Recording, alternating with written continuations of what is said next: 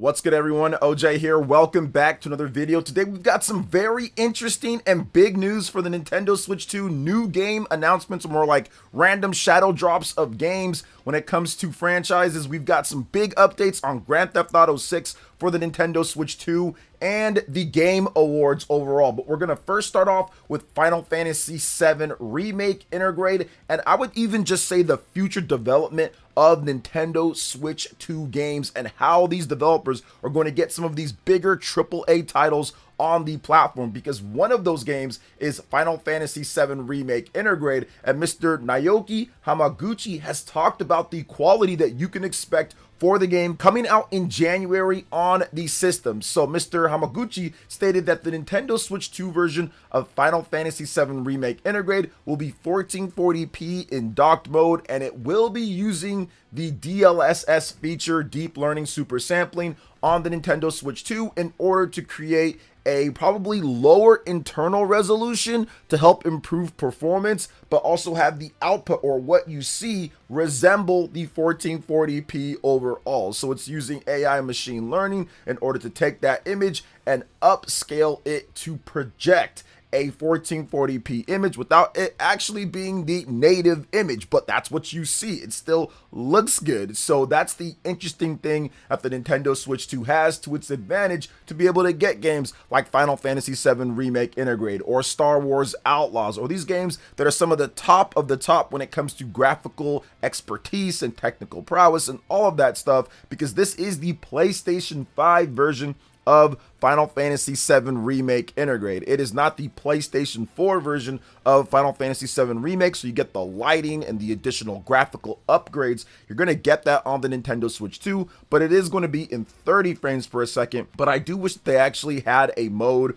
more like a performance mode, to where you can lower the resolution and get better frame rate, even if it was 40 FPS. So maybe they do that with the next game, with Final Fantasy VII Rebirth, or maybe even Final Fantasy VII Remake Part 3. But overall, still pretty good. I did play the original Final Fantasy VII Remake on the PlayStation 4, and it played great on that system back in 2020. So I'm expecting it to have a good experience on the Nintendo Switch 2, and I'm going to be supporting this just because I want to see more major big Final Fantasy and Square Enix titles launch day and date on the Nintendo Switch 2. I think that's definitely a good thing overall. We also have a bit more information on the Nintendo Switch 2 version of the game as well, in comparison to the Xbox Series S version. So Mr. Hamaguchi also stated they had some trouble with the Series S's lower memory, but worked hard until the end to optimize and get around it. So they actually stated that the Nintendo Switch 2 was easier to port the game to over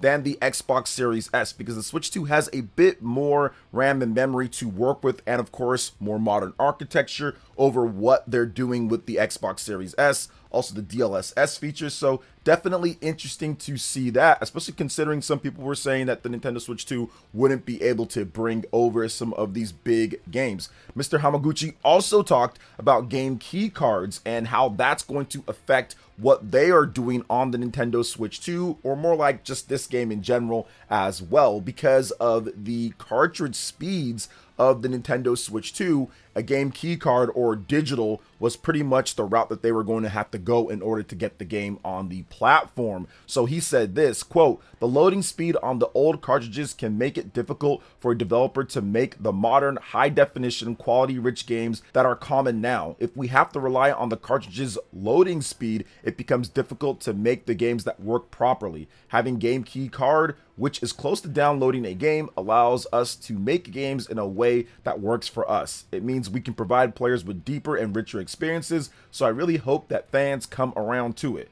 I understand from a gamer's perspective that there are some negatives to it, but it simply wouldn't be possible for us to put these richer experiences out there on traditional cartridges. I hope that some people can see the advantages of this format in that regard." And it's one of those things to me to where I'm old school.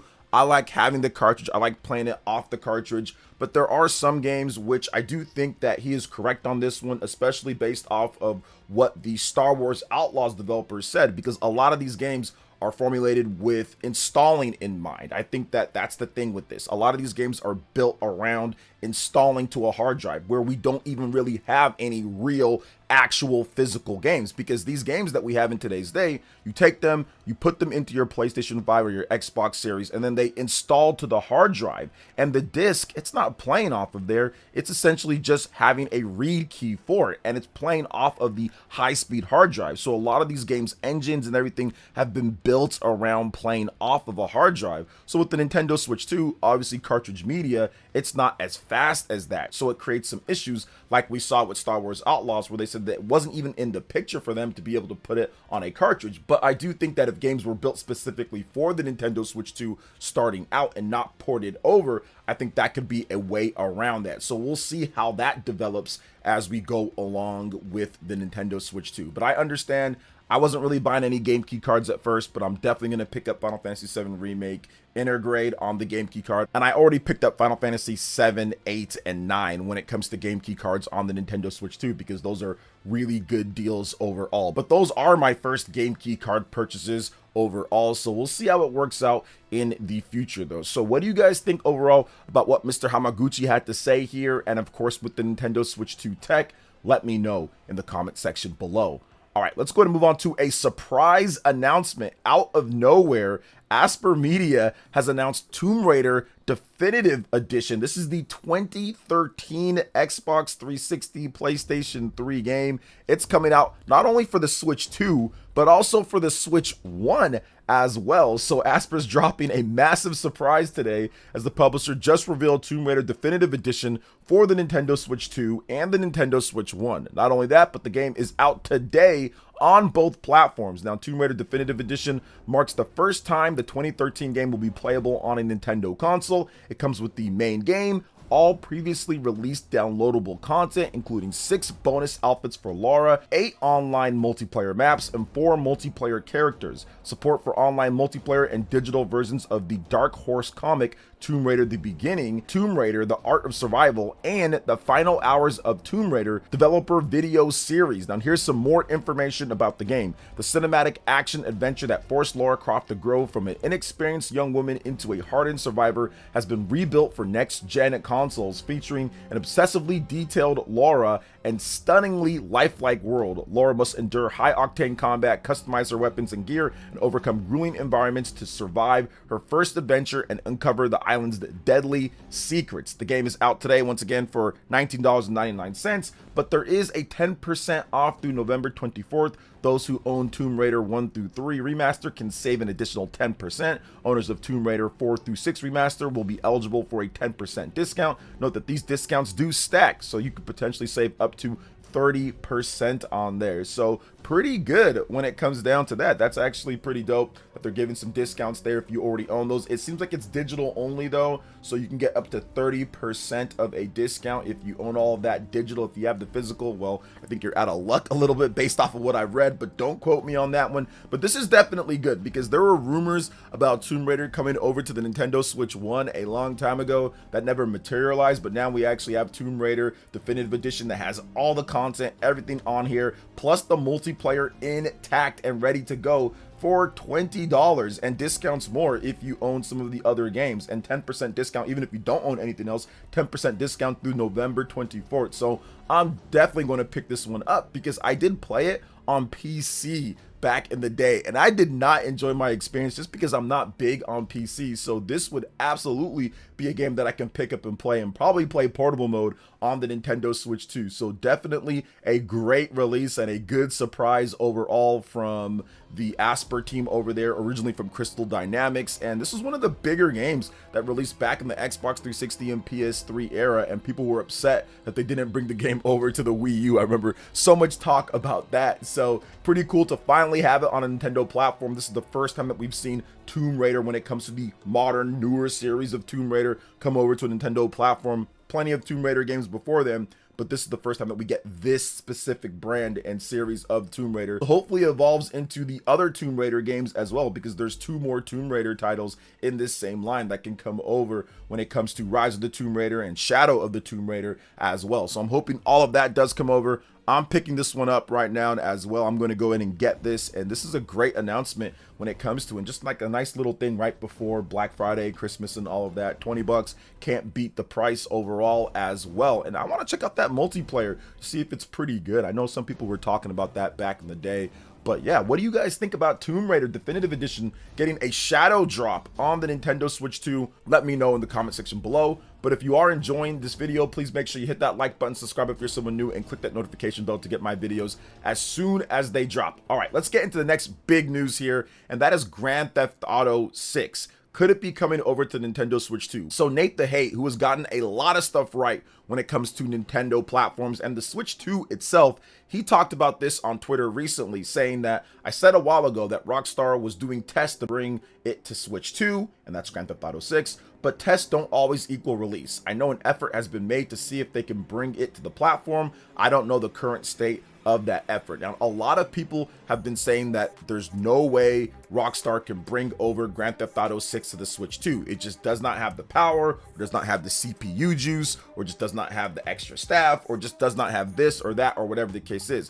But I do think that there is layers to this. There is strategy to it overall. Before in the past, Rockstar has always had an ample amount of systems, more like before with Grand Theft Auto 5. They had an ample amount of systems to sell people to on overall. This game's not going to be on PC at launch. It's going to come to PC down the line, but it's not going to be there at launch. I do think that Rockstar is looking at the current state of the console market with the PlayStation 5 doing very well, but on par with the PlayStation 4 overall with sales. It's not like they're going to hit Switch 1 or PS2 types of levels overall with the sales. And then the decline of the Xbox Series, that is a lot less or fewer people to sell the game to than they've been selling the game to for people across the PlayStation 3, PlayStation 4, and PlayStation 5 with Grand Theft Auto 5. They've been able to enjoy that. The install base probably isn't going to be as high anytime soon compared to what they had with Grand Theft Auto 5. So I think that Rockstar has been trying to do other things. They've been trying to incorporate Nintendo platforms before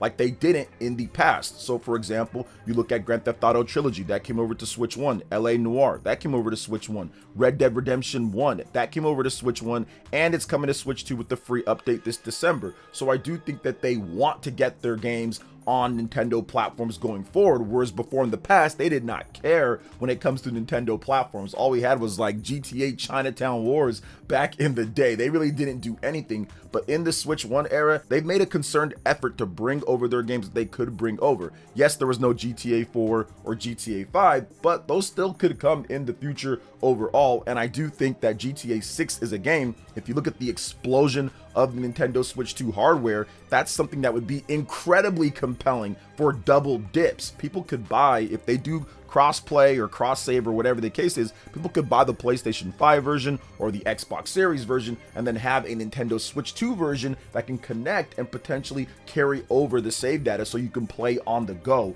I think that that is compelling to Rockstar, especially if they get GTA Online going, mobile microtransactions overall. It just connects things a lot more and gets more people to probably be interested in your game. So I do think that Rockstar is going to do their best to get the game going on the Nintendo Switch 2. And if they can't, they can't. But obviously it'd be a good idea with the decline of the Xbox Series and the PlayStation 5 being on par with the PlayStation 4 sales wise. You need another big system that could come in and over the course of years sell a lot, therefore increasing the chances of them picking up your game, which is what I think Rockstar is trying to do and why they pretty much about-faced on supporting Nintendo platforms with the Nintendo Switch 1, because they saw that, hey, look, there's a little bit of a decline here and we need more systems in order to bring our games to.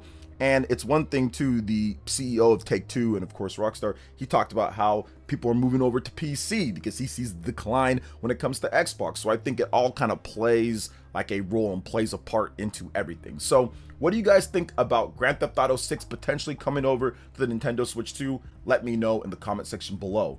All right, next up, we're going to talk about the Game Awards briefly and what happened here with the Game of the Year nominations. So Clair Obscur Expedition 33 pretty much is going to sweep and clean house. It was nominated 12 times, even one category. It was nominated multiple times for Performance of the Year. So I do think that Clair Obscur Expedition 33 is going to be the big winner of this show. However, let's go over the Game of the Year nominees. Clair Obscur, of course. You have Death Stranding 2, Donkey Kong Bonanza, Hades 2, Hollow Knight Silksong, and Kingdom Come Deliverance. I hit on 5 out of my 6. I didn't think Kingdom Come Deliverance 2 was going to make it. I thought it was going to be Split Fiction or Ghost of Yotei. Both Split Fiction and Ghost of Yotei had a lot of nominations. Split Fiction with 4, Ghost of Yotei with 8, but Kingdom Come Deliverance I think had 2 or 3, and that got the nod in. Donkey Kong Bonanza was only nominated twice, Game of the Year in addition to Family Game of the Year. There is no Platformer of the Year category, and it didn't make it for some reason in action or game direction. I think it could have been nominated a couple more times, but it is what it is on that one. I know that Clair Obscur was nominated so many times, independent game, all sorts of stuff, so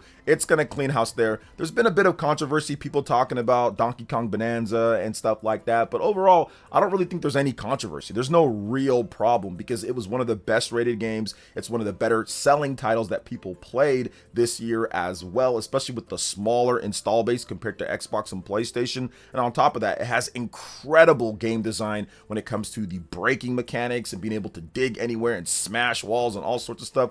The cool Pauline mechanics as well when it comes down to the transformations and all of that, plus an incredible twist towards the end. So I do think that it earned its nomination for Game of the Year. I played through the game. I thought it was fantastic. I also played through Clair Obscur Expedition 33. I think it's one of the better games released in the last 10 years. And for me, at least, when it comes to a Western-made game or a Western-made RPG, this is the most fun that I've had with one since Mass Effect. Since I played Mass Effect originally on the Xbox 360 in 2007, and Mass Effect 2 in 2010, and Mass Effect 3 in 2012, in addition to the Mass Effect Legendary Edition that I played back in 2021 on my Xbox Series X, and I put 300 plus hours into that, going through each game and all of the DLC. I haven't played another Western game since that time period that's been as good up until Clair Obscur Expedition 33. I think it's that great of an RPG from a French Western team overall that emulates all of the great Japanese RPG gameplay mechanics, but then also puts their own twist and spin with the Picto system and different things that they do there, plus the aesthetics and the visuals and the music and all sorts of stuff. Plus the story is incredible as well. So I do think that Clair Obscur is going to sweep. I think deservingly so. I think it did a great job. I just would have liked to see Donkey Kong Bonanza nominated for a few more things. Hopefully they have a Platformer of the Year category. I think that would be nice. So either way, I think it's one of those things to where it's going to be fun watching the Game Awards. It's going down on December 11th. We're going to be streaming the whole thing, so make sure you stay tuned for that. Plus, there's going to be a lot of new announcements. Now, I know not everybody loves the Game Awards and what they do with Jeff Keighley and all that, but I still think it's going to be a lot of fun when it comes to what we do here. So tune in for that as well. But what do you guys think about all the different news here when it comes to Nintendo Switch 2 and more? Let me know in the comment section below. All right, guys, that wraps it up for this video here. Thank you so much for watching. I do appreciate it. Please make sure you hit that like button, subscribe if you're someone new, and click that notification bell to get my videos as soon as they drop. Thanks for watching, and we'll catch you guys for the next one. Peace.